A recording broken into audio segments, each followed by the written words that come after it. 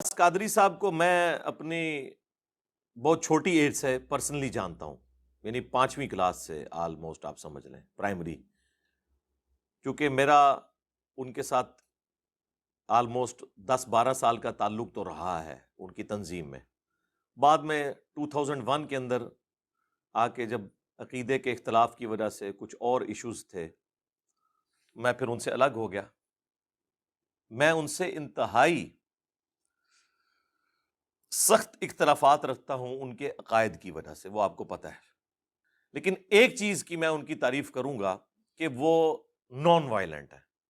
انہوں نے کبھی بھی کسی موقع کے اوپر اپنے کسی مرید کو اس چیز پہ نہیں ابھارا کہ وہ قانون ہاتھ میں لے کر کوئی ایکٹیویٹی پرفارم کرے۔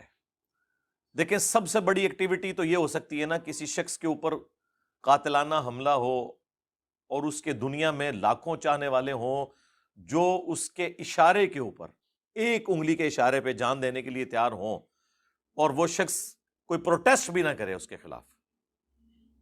الیاس قادری صاحب کے ساتھ یہ ہو چکا ہے۔ 1995 میں ان کے اوپر قاتلانہ حملہ ہوا، ان کے ساتھی اس میں شہید ہو گئے اور وہ بچ گئے۔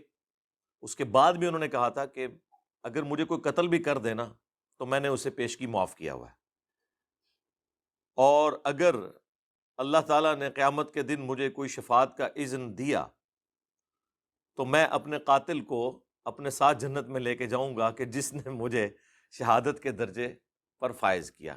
یہ خیر انہوں نے ان کا اپنا ایک غلوب ہے، اس کی کوئی شرعی حیثیت نہیں میں بتا رہا، میں آپ کو ان کی پازیٹیونیس بتا رہا ہوں، پازیٹیوٹی بتا رہا ہوں ان کی۔